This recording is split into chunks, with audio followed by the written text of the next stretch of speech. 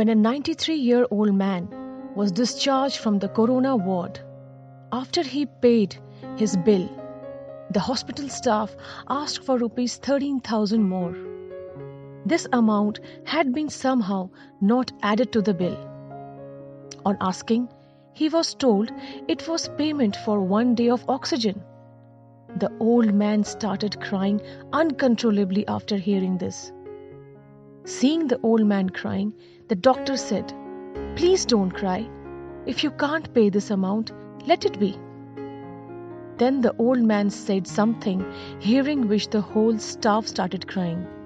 He said, "I am not crying over this amount. I can easily pay this. I am crying because I have been breathing for 93 years and I haven't paid a penny for these breaths. If the cost of breathing for a day is rupees 13,000, then you can understand how much I am in debt to nature.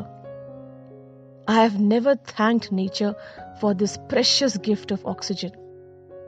Friends, this world is a gift of nature.